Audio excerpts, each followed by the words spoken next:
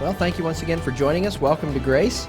When we left off in our previous session, this was this past week, we were looking, actually it was a week before this past week, we were looking at the lives of the two fellows named Jacob and Esau. Actually twin boys born to Isaac and Rebekah, and we were taking note of the different directions their lives would take. Jacob, as we can see there on the screen, was the third of Israel's patriarchs. His grandfather being Abraham, his father being Isaac. Jacob is the man that God chose to bear the line of the seed, the promised seed, not only of the nation that God promised he would make of Abram, but also the seed singular that would come to ultimately defeat the angelic creature now called Satan. Even before Jacob and Esau were born, Rebekah told the Lord that she could feel them struggling in her womb. That's when the Lord, with his foreknowledge of all things, let Rebekah know that two nations were in her womb and two manner of people, and that the elder son would serve the younger. God knew all about Jacob and Esau before either of the boys drew a breath. As the twins grew, the differences in these two boys became more and more apparent. Esau became a skilled hunter. The word in your Bible is was. He wasn't born a skilled hunter. He became a skilled hunter. A rugged outdoorsman, a man's man, as some might describe him today. Esau was his father's favorite, perhaps for those very reasons I've just given. While Jacob was a mama's boy. He was the exact opposite, a mama's boy. Jacob was a not-so-rugged type of guy. The Bible describes Jacob as being a plain man, dwelling in tents. Now, the Bible, by using that word plain, the translators use the word plain, we see there's a meaning to that describes his personality and his temperament. Let's begin the storyline of their development in chapter 25 with verse 27. And the boys grew, and Esau was a cunning hunter, a man of the field, and Jacob was a plain man, dwelling in tents. The Hebrew word translated plain there, tom, can also be translated gentle or soft. The name Esau, on the other hand, means rough, rugged, highlighting the difference in these two. Esau was rough and rugged. Jacob was gentle or soft. The thesaurus includes the words calm and temperate for the word translated plain. We can surmise from the Hebrew definition of tom that Esau was the one who wore his emotions on his sleeve and would have been far more apt to vent his frustrations and his anger than his mild-mannered brother Jacob, who was calm and easygoing, although very cunning, very sly in his own way. When the boys were somewhere in their mid-teens, the Bible tells us that Esau came in from the field one day, tired and hungry. He described himself as being at the point of death. We'd say it a bit differently today. What would we say? I'm starving to death. Well, that's basically what Esau was telling Jacob. Jacob, of course, being the more cunning of the two, the one who used his brain rather than his brawn, convinced Esau to trade his birthright for a hearty meal, in which Esau was quick to do. We noted that the name Jacob means supplanter, one who topples or overthrows another for the sake of gaining an advantage. This is the picture the Bible draws of Esau as it describes, of Jacob, as it describes Jacob at the time of his birth, holding on to Esau's heel, set on gaining an advantage over his brother, and it was pictured at his birth. The me first sin nature mindset in operation that early on. When thinking of Jacob and Esau, the foremost verse that pops into most folks' minds is a statement that the Apostle Paul made as he repeated another verse. He repeated the Old Testament verse, referring back to the direction God would take toward these two men and the descendants that would come from these two men. In Romans chapter 9, and you'll recall the verse, the chapter where we left off in Paul's Handbook on Faith to begin this journey through the Bible series, Paul said in verse 13, as it is written, Jacob have I loved, and Esau have I hated. Now we need to spend a little time on this verse, a little more time than we have in the past if we spent time here, because it's a passage easily misunderstood, and I want to be sure that we all understand what was going on here and why this statement in our King James Bible. Not unsurprisingly, this is a verse that is sometimes used by people to disparage God in the Bible by denigrating God's justice. And I think you can see how that could happen. After all, how can God be a just God? How can he be a fair God and yet take one person's side over another even before either person is born? Where's the justice in that? Many people would question. They'd say, there's no justice in that. Others would have an answer. For instance, those of the Calvinistic persuasion would say, God simply chooses those who he wants to save, and then he gives those people what might be called saving faith. In other words, he gifts those he chooses with the ability to believe. Otherwise, they would never believe. Those who are not chosen to be the recipients of this gift of faith, well, they were on their way to hell to begin with because of their sin nature inherited from Adam, so nothing's changed there. What difference does it really make where the unbelievers are concerned? And that's how some of these folks reason it. Those not so chosen to be gifted with faith couldn't believe even if they wanted to, which is, of course, they won't, because God didn't choose to cause them to believe. That's the Calvinistic persuasion. Did Christ die for those people? Well, the 5-point Calvinist would say no. Christ died only for those he chose to gift with faith.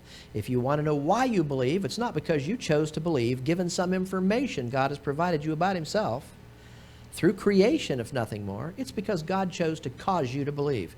He didn't choose to cause everyone to believe.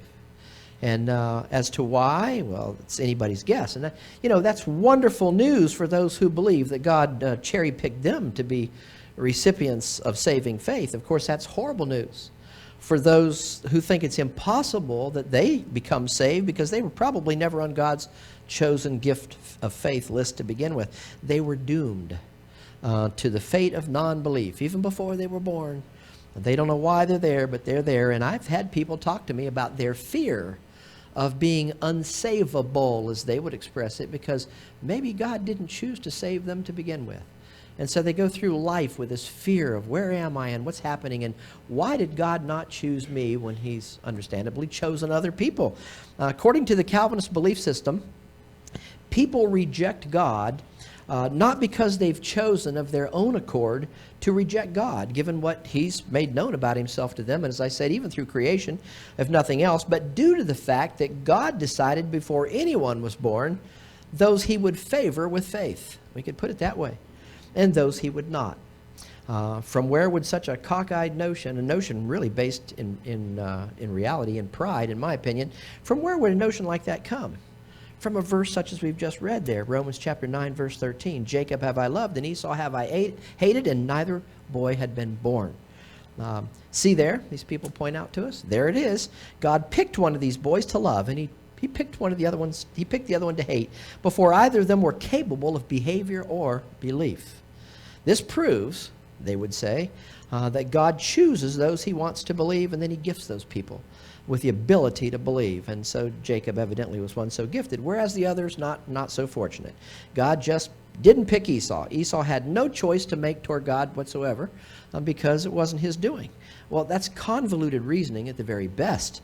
The answer to that Calvinist misconception is that God did indeed select Jacob to be the progenitor of the nation he would make of Abram, and the carrier through whom the seed singular would come, the God-man, Jesus Christ. And yes, God selected Jacob even before Jacob came forth from Rebekah's womb. But God selected to use Jacob based on something God already knew about the response that Jacob himself would make toward God. God foreknew, because God foresaw, that Jacob would be a man of faith, and that Esau would not, even though both boys had ample knowledge of God and therefore equal opportunity to believe in God through their father Isaac. It was the God of their father Isaac, who had himself, he'd chosen to believe God. Are we to assume that Isaac, who clearly favored Esau over Jacob, and he was a man of God, that Isaac would withhold what he knew about the God he believed in and served from the son that he favored? Would that make sense? Give it some thought. Isaac's favored son was the son that chose the non-faith route. I'm sure both boys were made equally aware of the God their father believed and served. Isaac would have shared what he knew about God with both boys. Certainly, I believe he would have shared his knowledge of God and his faith in God with his favorite son Esau. Yet Jacob would end up accepting the God of his father, while Esau would end up rejecting the God of Isaac. God's choice of use when it came to Jacob over Esau was based upon something other than indiscriminate selection. And it was based upon something other than the performance of the boys in question. God gave us a look at Jacob's performance as the supplanter in our previous lesson. Yet God chose to use Jacob because he was choosing belief over behavior. It wasn't about behavior, it was about belief. To say that Jacob's behavior was less than stellar is an understatement at the very best. I think we saw that last lesson. When it came to Esau's birthright, for instance, and you'll recall this, Esau being the firstborn son, Jacob was a deceiver. Plain and simple, he deceived his father by way of a cleverly designed disguise. And then he added to that deceptive disguise when Isaac questioned him outright. His father was questioning him outright. A single verse is ample evidence that God didn't choose to use Jacob based upon Jacob's conduct. And it's Genesis 27:24. And he, Jacob's father Isaac, said, "Art thou my very son Esau?" That's a plain and simple question, isn't it? That can be answered with a yes or no. He didn't have to skate around the bush to answer this. And Jacob clearly said, "No, I'm Jacob." What did he say? I am. Wow. So Jacob was a liar, plain and simple.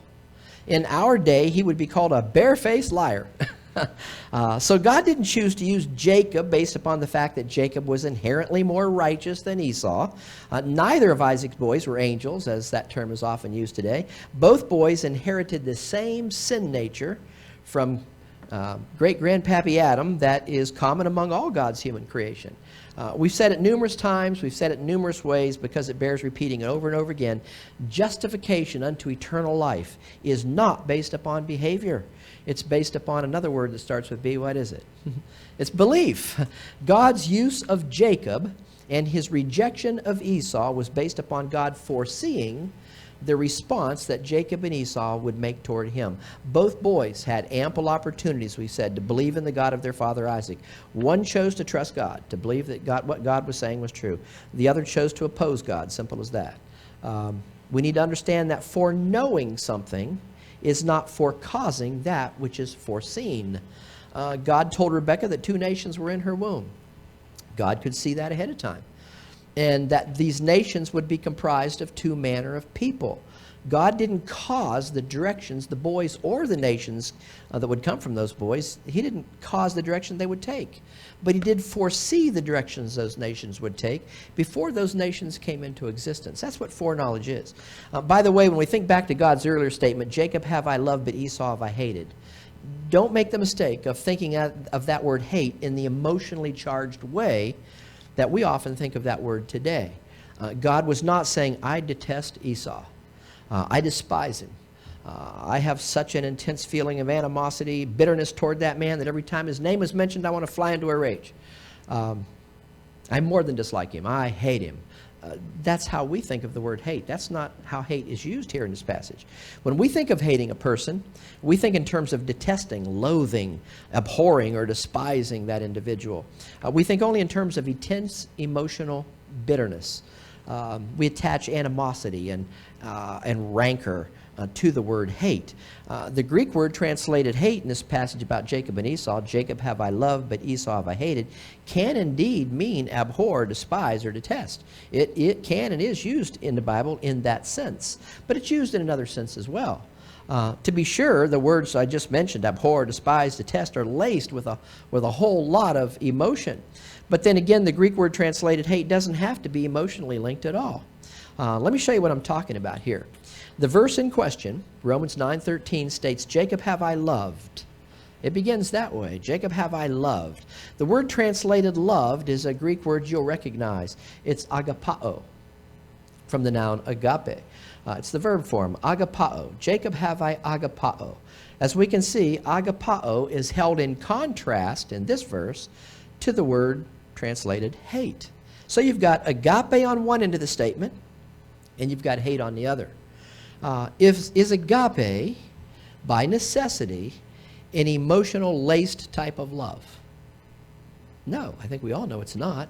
When we say the word love, just love without understanding what type of love we're talking about, whether it be phileo, brotherly love, or storgos, familial love, or eros, a very highly emotionally pitched type of love, or agape, unless we identify the type of love we think in terms of intense emotion. When we say love, what comes to mind? Well, emotional thoughts come to mind. Love is an emotional word in the English language. However, agape love is not necessarily emotionally oriented. Agape love may very well have intense emotion riding its coattails, but agape doesn't have to be emotionally charged at all. In fact, you can choose to agape an individual you really don't like at all. Agape is action taken to benefit another, even in the presence of intense negative emotion. Agape is working on another's behalf, feelings notwithstanding. In connection with Israel's promised earthly kingdom program, her apostle John said this in that well-known verse, John 3:16, "For God so loved the world that he gave his only begotten Son." As what in this passage? Israel's Messiah, with the ability on earth to forgive their sins and the sins of anyone who would take him at his word as Israel's Messiah. "For God so loved the world that he gave his only begotten Son, that whosoever, Jew or Gentile at that time, believeth in him should not perish but have everlasting life." Christ had the ability to give that life on earth. God loved the entire world, according to Israel's apostle John. He didn't love some and hate others, at least not in the sense that we think of the words love and hate. He loved the entire world when it came to the earthly kingdom program. The apostle of the Gentiles now, the apostle Paul, talks about God's great love to us, Ephesians chapter 2, verse 4, where he said, "But God, who is rich in mercy, for his great love, wherewith he loved us." So we see that there is love not only in Israel's program, but there's the great love of God in ours, and it went out to all those who God had his Son die for. And how many would that be, according to the Apostle Paul? He became a ransom for all. So how many did he love? In the Romans passage where we see the statement, "Jacob have I loved, but Esau have I hated," Paul's contrasting agapao. He's contrasting agape in connection with God's direction toward Jacob with the word hated, which was the direction God took toward Esau. Now, let's give that some thought. Let's just reason it through with me. Since agape love can be exercised apart from positive emotion, and that's the word Paul used to contrast to the word hate, it only stands to reason that the type of hate Paul had in mind here can be exercised apart from negative emotion. And indeed, Scripture bears that to be the case, and we'll prove it here in just a moment. While hate can be emotionally charged, like agape, it doesn't have to be emotionally driven at all. The Greek word translated hate carries with it the idea, as it's being used in this passage, of rejecting something due to the fact that something else holds a position of higher priority, a place of precedent in the mind of the one that's doing the hating. Let me give you an illustration from Scripture that will help clear up, I think, what we're talking about here.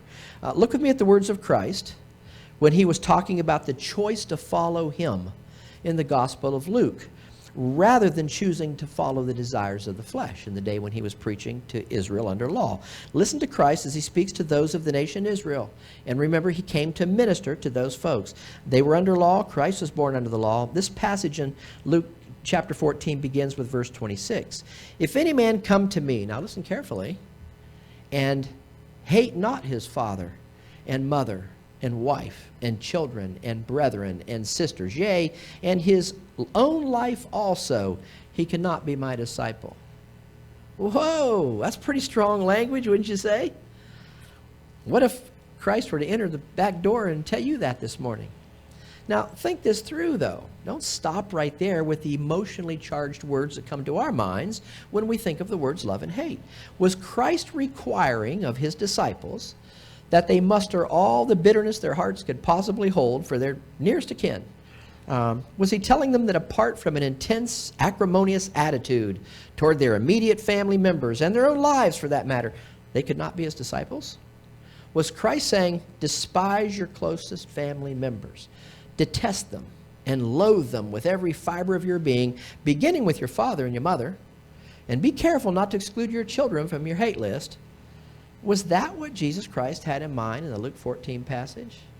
You see how we can confuse things when we think of love and hate in the terms that we naturally go to those terms today? We can answer that question with a question. Would Jesus Christ direct his disciples to an attitude totally contrary to the revealed will of his Father in heaven? I don't think so. Listen to Jesus Christ talk about the attitude God the Father commanded those under the law to have toward their parents. Here it is in Matthew 15:4. For God, the Father, commanded, saying, do what? Honor thy father and mother, not hate them. Honor thy father and mother. And he that curseth father or mother, let him die the death. Now, what death was Christ talking about? You can see the death. The definite article, the, is right there in front of death. And that tells us that Christ had a particular type of death in mind when he talked about anyone who was cursing his father or mother. This tells us that there's a particular type of death that's associated with this cursing of father and mother. What death might that have been? Well, remember, while Christ was teaching on the earth, prior to his own death, burial, and resurrection, the law of Moses was still in place. It was still in operation. Christ was born under the law, and he came teaching those Jews who were under the law. So the question is, what penalty did the law prescribe for cursing, which means reviling or speaking evil of one's parents?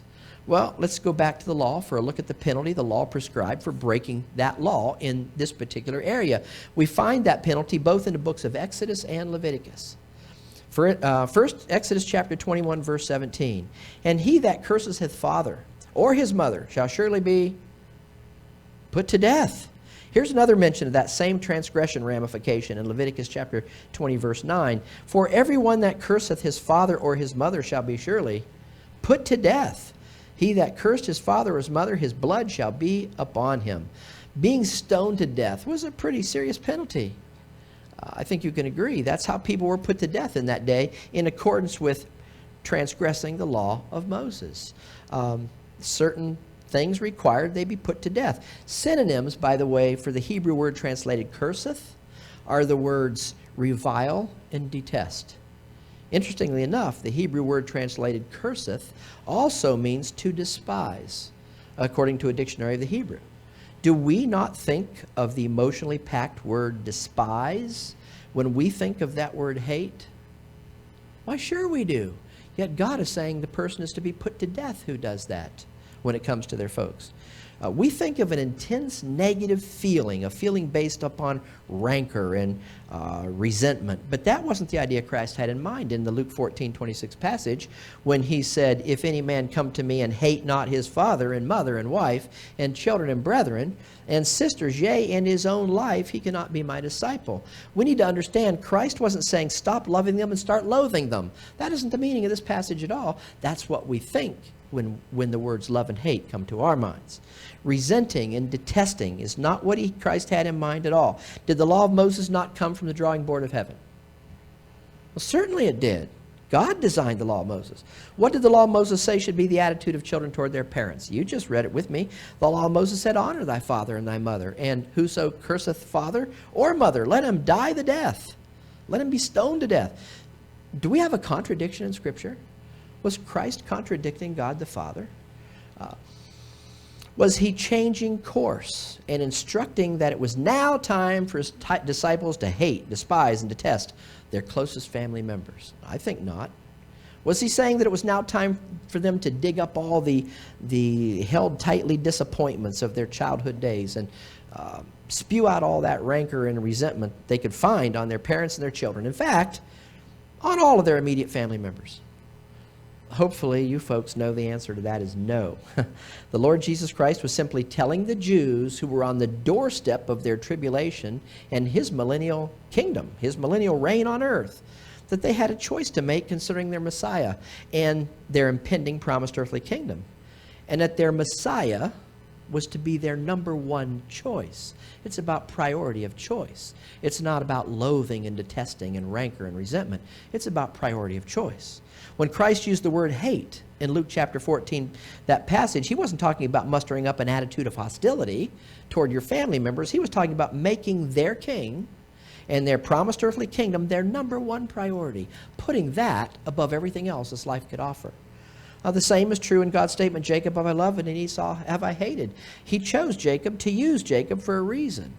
And he gave Jacob a much higher priority than he would give Esau. Esau was a rejecter of the God of Abraham, Isaac, and Jacob, and a rejecter of the people to whom that nation would be given.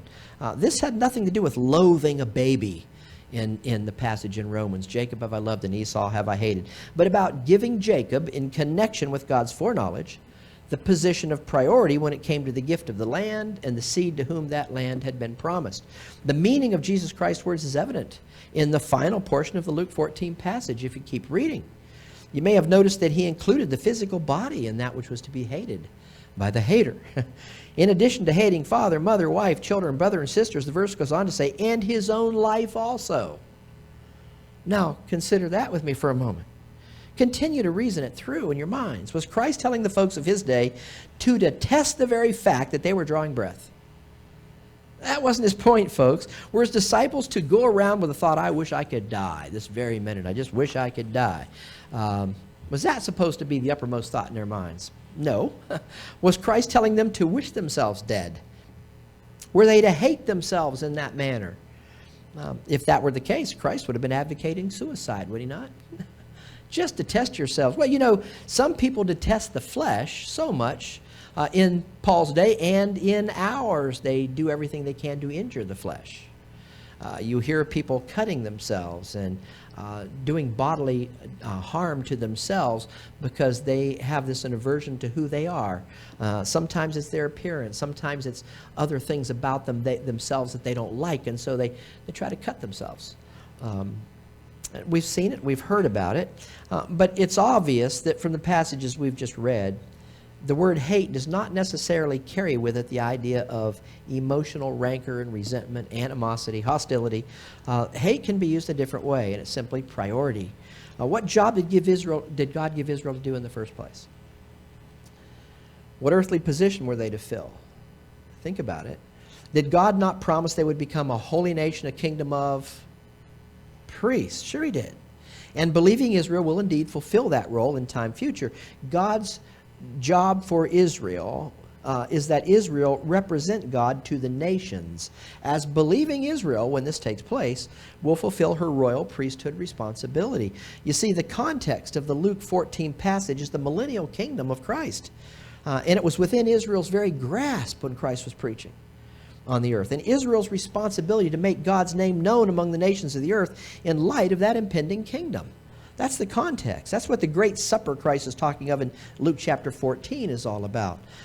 They weren't inviting others to come in. They were not making God's name great in the earth. They weren't representing God at all. Israel, the nation given the responsibility of making God's name great upon the earth, was not doing her job. Clear and simple. Christ had been preaching that kingdom as being at hand. He'd been doing all the works that were promised would take place in that kingdom. Yet the Jews were giving one excuse after the other as to why they were not fulfilling the role God had given them. All of their excuses, according to Christ in this passage, were centered in the idea that other things held a position of priority in their minds.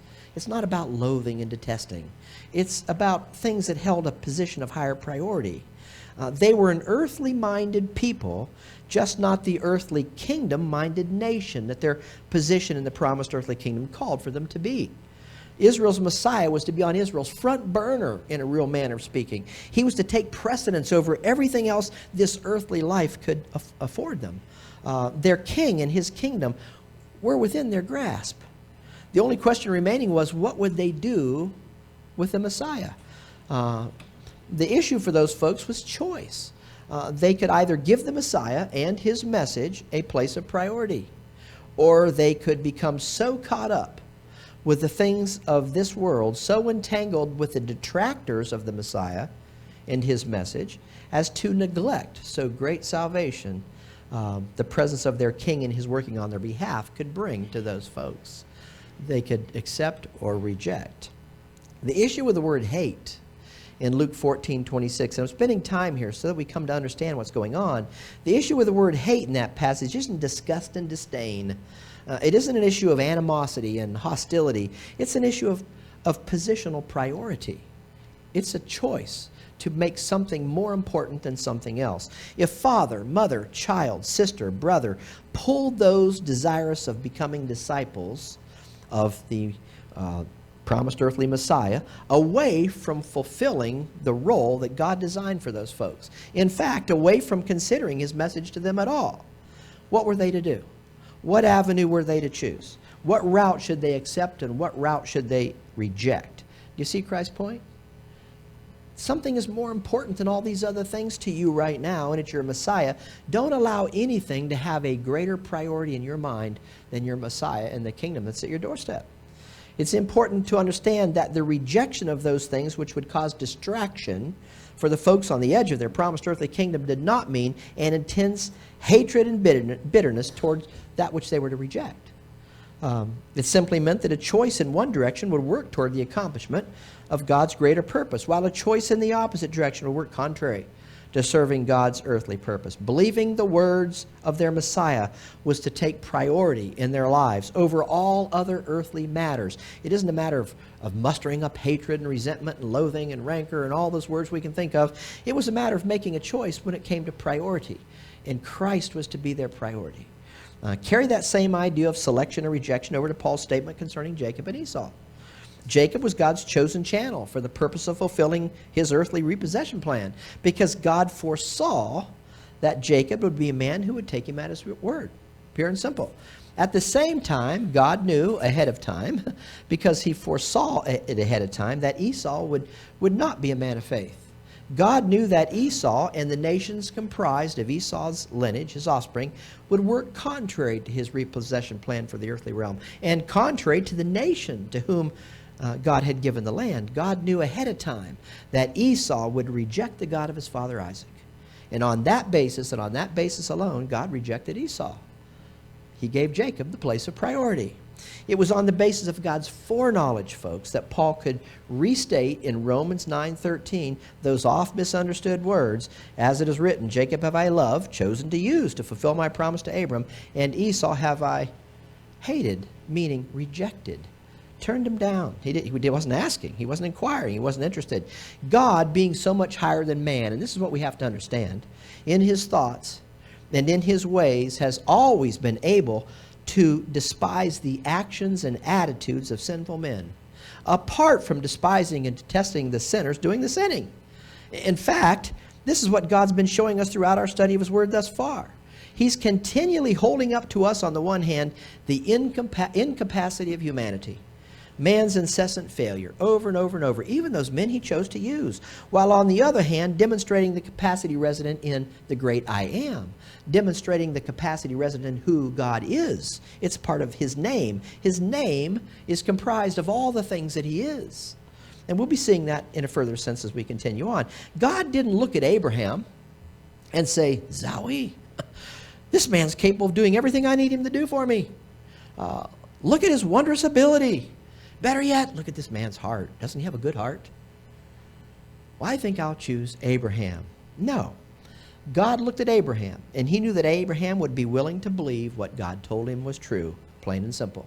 Even though Abraham conducted himself in concert with the same sin nature possessed by every member of the human race. He was no different.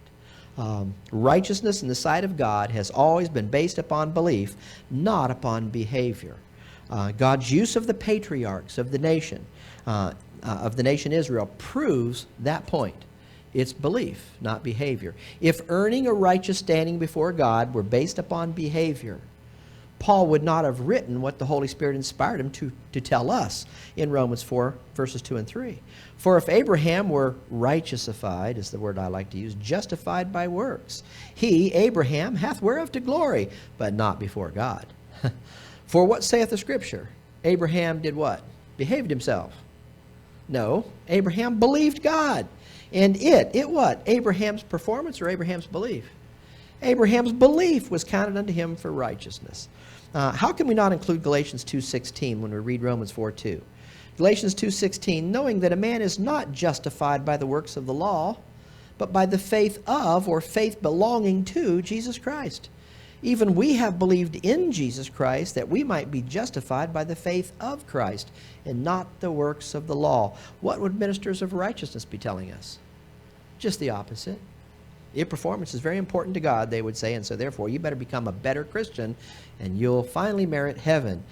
For by the works of the law shall, how many? You know the answer. No flesh be justified. The Holy Spirit was very careful not to lead us into the misguided notion that Jacob was any more upright and honest in his dealings than was his father Isaac before him, or his grandfather Abraham.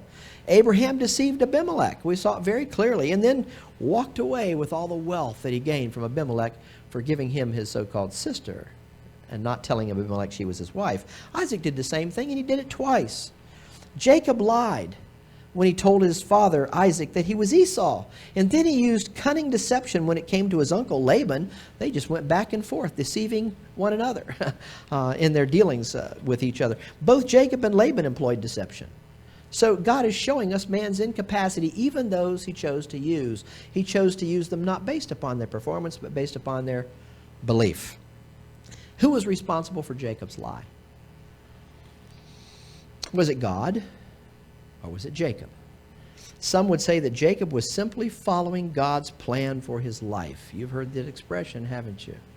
He was simply following God's plan for his life, and that he could do nothing other than tell his lie, as though God was the cause, the source of Jacob's prevarication.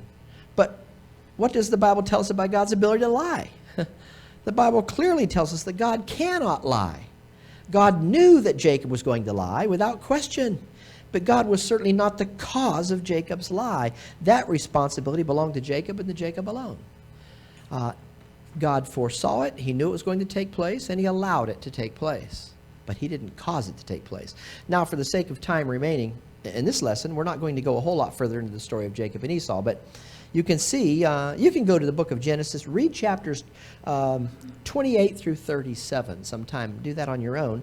And you can get more information on the details of Jacob and Esau's lives. Some interesting things take place there.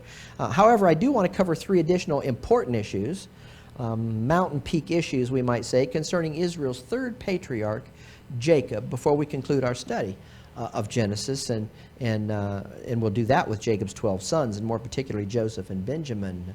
But from that time forward, when we get to there's the 12 boys from Jacob, we'll be moving much more rapidly, as I said, in our journey through the Bible.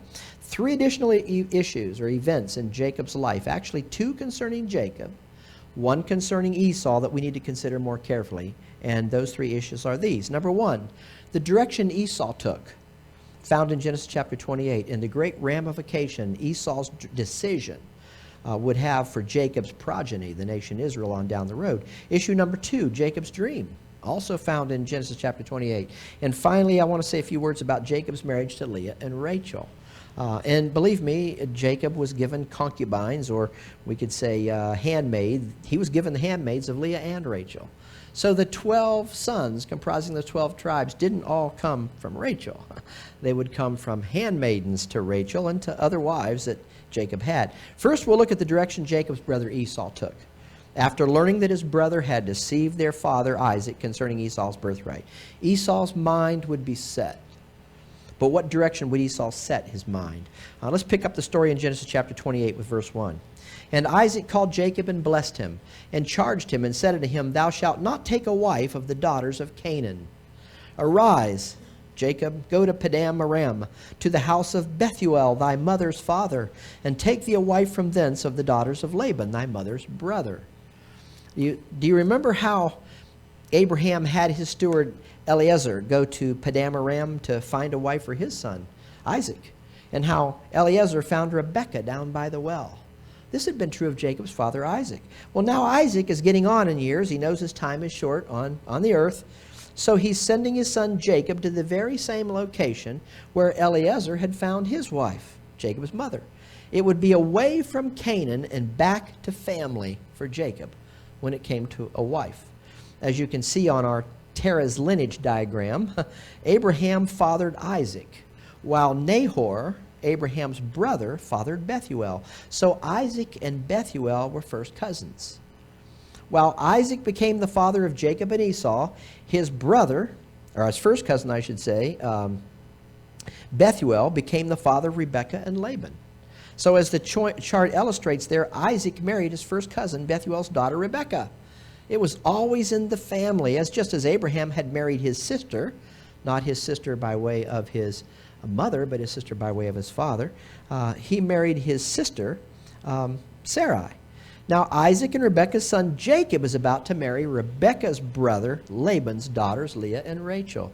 You can see how this was truly a family affair when it came to the patriarchs of Israel and God's promise of the land to that nation.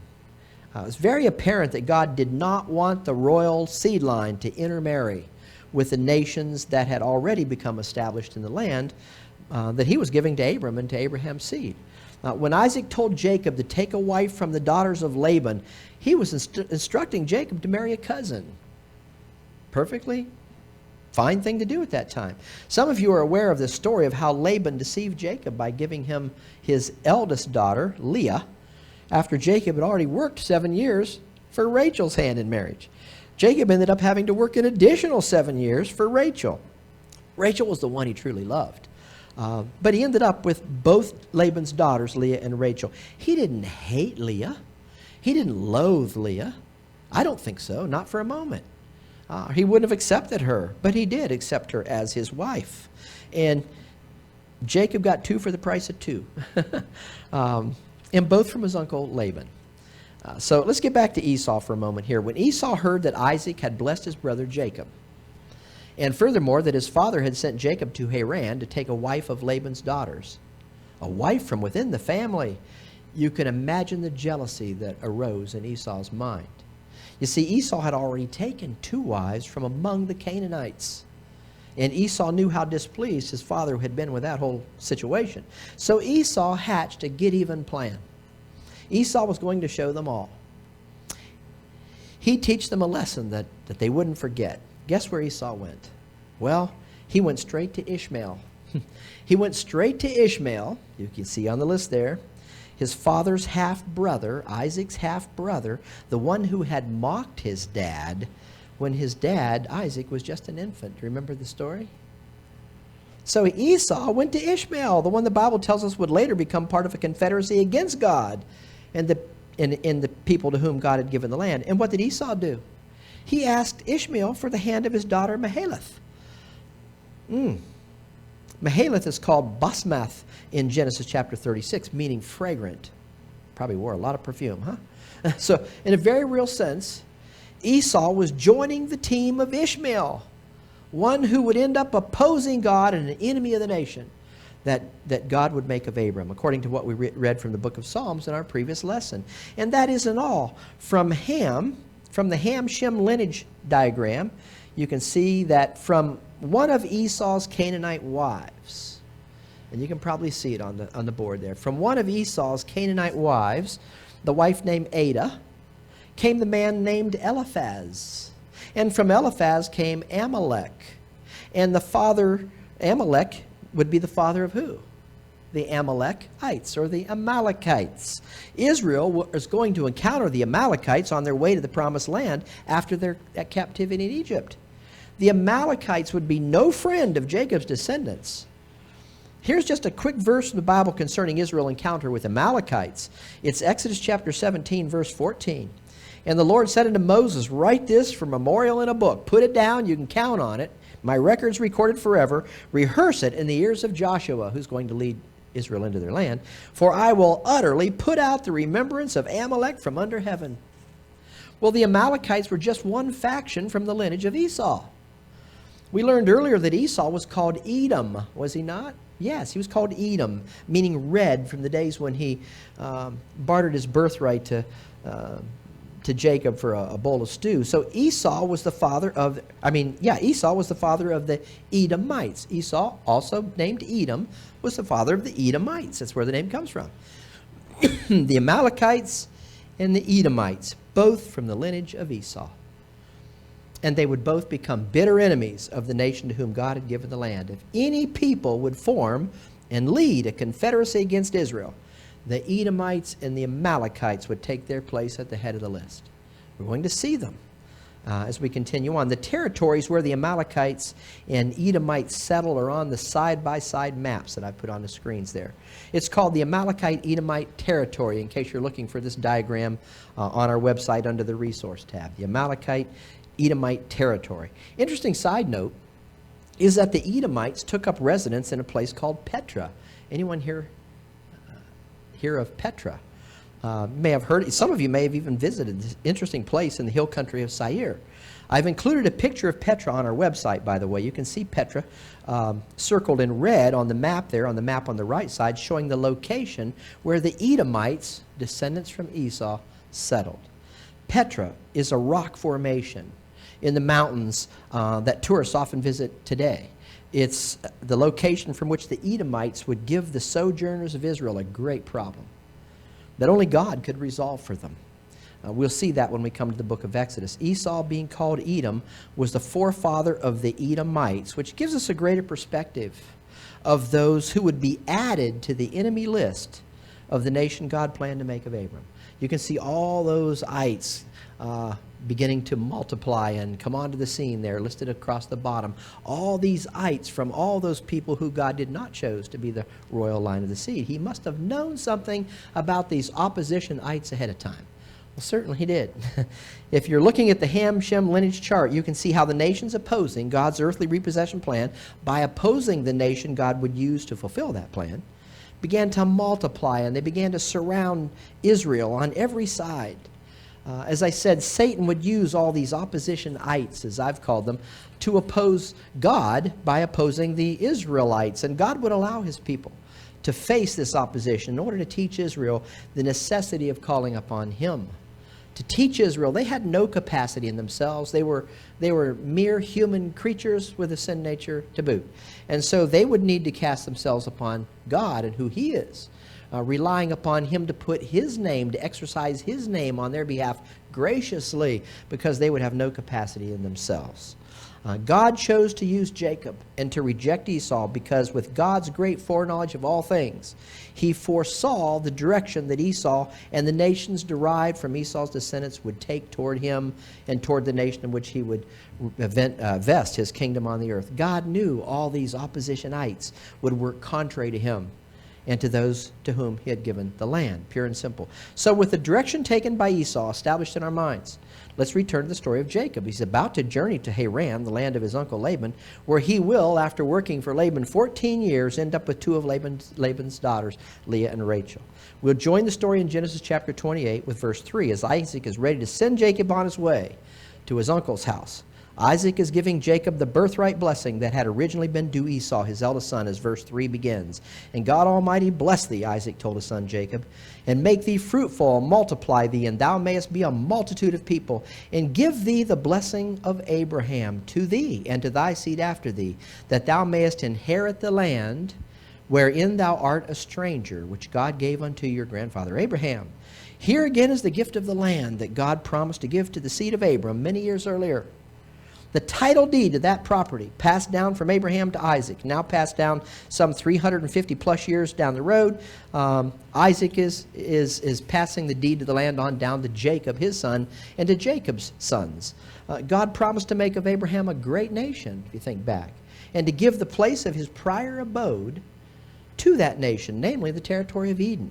And God fully intends to keep his promise, in spite of all the oppositionites in that land that were in that land when Abram arrived there, and the vast multitude of the oppositionites in the land by the time Jacob's offsprings would come along.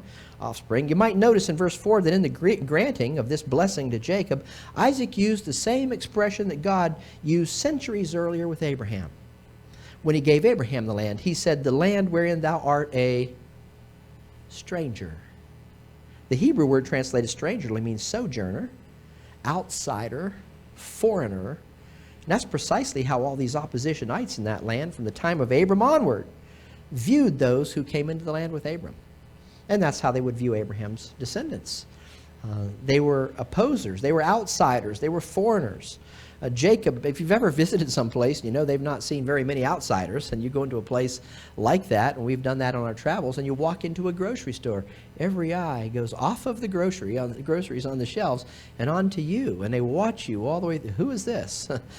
Jacob would be viewed no less an outsider, a foreigner, by all these oppositionites in the land that then had been his father Isaac and his grandfather Abraham. God may have given that land to Abraham's seed, but those occupying the land would have none of that, as will become evident in our studies ahead. In verse 5 of chapter 28, Jacob begins his journey to the house of his uncle Laban, his mother's brother, where something very interesting will take place before his arrival. Let's continue to follow the story. Genesis chapter 28, verse 5. And Isaac sent away Jacob, and he went to Padan Aram, unto Laban, son of Bethuel the Syrian, the brother of Rebekah, Jacob and Esau's mother. Verse 10 continues, And Jacob went out from Beersheba and went toward Haran. Now on the way to Haran, which is about 550-mile journey from Beersheba, Jacob found a place to camp out for the night. We're going to do a sleepover here. A 550-mile journey would have been no light task in that day. Traveling by foot would have taken some time, as you can well imagine. Verse 11 continues the story. And he lighted upon a certain place. He didn't light up something to smoke. He stopped. He lighted upon a certain place and tarried there all night, because the sun was set. And he took of the stones of that place and put them for his pillows. We'll not even get into all the ramifications and the picture that might be sitting right here. And he took of the stones of that place and put them for his pillows and lay down in that place to sleep.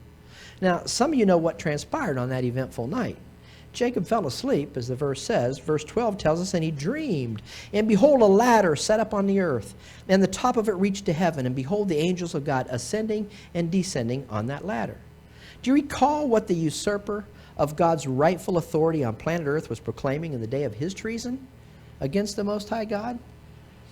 Lucifer said, I will ascend into heaven, in Isaiah 14:13. How about the Gentiles at the Tower of Babel? What were they attempting to construct? Well, in Genesis 11:4, it says they say, Go to, let us build us a city and a tower whose top may reach where? Unto heaven, and let us make us a name. You see, they weren't interested in God's name. They were set out to make a name for themselves. The issue at hand, folks, is a recognition of the identity of the rightful possessor of the heavens and the earth. Lucifer was claiming his right to the earth. The Gentiles, in following the god of this world, the prince of the power of the air, as Paul calls him, were claiming their own right. It was all about power and position with God's rebellious angelic host, as well as with rebellious sin-nature, diseased human creation, the Gentiles. Is anything changed? No. Now, here in Genesis chapter 28, we have Israel's patriarch Jacob, and God is demonstrating to him, by way of the dream God was giving him, that the rightful possession of both realms of his creation, heaven and earth, belong to the Most High God. Not only was God allowing Jacob to see his own rightful ownership in the land, God's, but he was also providing Jacob a picture of the significance of the territory where Jacob had encamped that night. Did you notice the direction the angels were taking on this earth-heaven gateway, we could call it, that Jacob was viewing in his dream? They were not descending from heaven down to the earth and then ascending back into the heavenly realm. Just the opposite was true. That's significant. Look back at Genesis 28:12 for just a moment. And behold, the angels of God ascending and descending on it. In other words, their departure place was where? Earth. It wasn't that they were coming from heaven down to the earth and then going back again to the heavenly realm. They were ascending into heaven from the earthly realm. And then they were returning back to the place of their departure, the earth. This is a significant picture. God intends to rule and to reign where? In that very location where he had once ruled and reigned, the territory of Eden. Right here on the earth, the power base of God's universal government operation will be located on the earth. Jacob was given to see that in his dream. Let's get back to that dream for a moment in verse 13. And behold, the Lord stood above it and said, I am the Lord God of Abraham thy father, and the God of Isaac. The land wherein thou liest, Jacob, to thee will I give it, and to thy seed. Let's keep reading. And thy seed shall be as the dust of the earth. And thou shalt spread abroad to the west, and to the east, and to the north, and to the south. And in thee, Jacob, and in thy seed shall all the families of the earth be blessed. Think he was not given some information about that territory and the significance of it? Look at verse 15. And behold, I am with thee, Jacob, and will keep thee in all places whither thou goest, and will bring thee again into this land, for I will not leave thee until I have done that which I have spoken to thee of. I will not leave thee. That's an important statement. Did Jacob catch the significance of his dream? Well, obviously he did, because of the statement that he made when he awoke from that dream. Here it is in verse 16. And Jacob awaked out of his sleep, and he said, surely the Lord is in this place, and I didn't even know it. And he was afraid. And he said, how dreadful. It's translated from the Hebrew word meaning revere. How incredibly awesome is this place. This is none other but the house of God. This is the gate of heaven. Heaven is not the gate of the earth, folks. Not in this passage, not in this dream. The earth is the gate of heaven. Did you catch it? Stop to ponder that for a moment. What's the expression, the gate of heaven, all about? It may help us to have a little background information here. We have to look at how gates functioned in Bible times. Most of the cities or large towns in that day were enclosed by some sort of walled structure, just as old Jerusalem is walled today. These stone walls were the city's fortification. In general, the fortified city was the major military or administration center for a region. The walls were designed to protect the city's ruling leaders and the inhabitants from bandits and conquering armies. Naturally, the gates to these enclosed cities were the only way in or out of the city. Thus, the gate became a place for all kinds of important activities regarding that city. The area near the gate became a literal marketplace where commodities from farmers outside the city were bought and sold. Notice this passage from the book of 2 Kings. Then Elisha said, hear ye the word of the Lord. Thus saith the Lord, tomorrow about this time shall a measure of fine flour be sold for a shekel, and 2 measures of barley for a shekel. Where? In the gate of Samaria. Another function that the gate of the city served was that of a place of adjudication. The kings would sometimes sit in the gates, both to dispense justice and to take the political pulse of the people of the city. Policy would oftentimes be set for the city in the gate of the city. Here's an interesting passage that points to what we're talking about, 1 Kings 22:10. And the king of Israel and Jehoshaphat, the king of Judah, sat each on his throne, having put on their robes in a void place where? In the entrance of the gate of Samaria. And all the prophets prophesied before them. The gates of the cities represented a place of power, a place to exercise control over those cities. Naturally, a military conqueror would try to get control of the gate of the city in order to enter the city and control the city. The ones who had control of the gate of a city had control of the city. Who among us has not heard of, and sung maybe, about the walls of Jericho as they came tumbling down after they were compassed about for 7 days? We used to sing that song. This is what the expression destroying the gates of your enemies is all about. Do you remember how God told Abraham in Genesis chapter 22, verse 17? He said that in blessing I will bless thee, and in multiplying I will multiply thy seed, as the stars of heaven, as the seed which is upon the seashore. Here it is. And thy seed shall possess what? The gate of his enemies. You'll be controlling your enemies. It won't be the opposite way around. And now Jacob, through his God-given dream, realized the very location where he had camped out that evening was the gate of heaven. What a picture Jacob was given of God's intended role for Jacob's seed in connection with his earthly repossession plan, and the significance of the location where God's governance of the universe will take place in time future. Thus Jacob gave the location formerly known as Luz a name. He called it Bethel, meaning house of God. God's repossession plan for the earth was fully underway, as Jacob was given to see that his seed would play an instrumental role in the fulfillment of that plan. God would govern from right there, because the earth, and more particularly that territory, was the gate of heaven.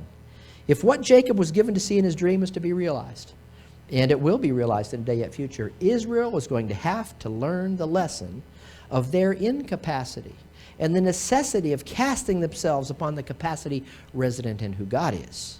rather than placing any value on any capacity they suppose to be resident in fleshly man. It isn't there. God has shown us man's incapacity over and over again as he's continually set before us the failure of those he chose to use, based not upon their performance, but upon their belief. Even after recognizing the significance of his dream and naming the location in which he had camped, Bethel, God's house, and calling it the gate of heaven, listen to Jacob's response to God. We'll close with this. If you want to see the ongoing failure of man, here it sits in Genesis 28, 20 and 21. And Jacob vowed a vow. Now, he's just been shown this marvelous thing about this property. It's the gate of heaven. It's God's house, and now it belongs to you and your seed, Jacob. And so Jacob vows a vow saying, if God will be with me, what did God promise him he'd do? He'd be with him until everything was fulfilled. And now Jacob is saying, if God will be with me and will keep me in this way that I go and will give me bread to eat and raiment to put on, so that I come again to my father's house in peace, then shall the Lord be my God. Then shall the Lord be my God? Not before then? Make no mistake about it, Jacob is a man who came to believe in God, and God had known that before Jacob was ever born because God foresaw it. He didn't cause it, he foresaw it. But it was deal time for Jacob's flesh, as God continually shows us that Jacob was no better fleshly wise than anyone else on earth. God chose Jacob not because of Jacob's inherent righteousness and not because of Jacob's greater performance, because Jacob would be a man who would believe God.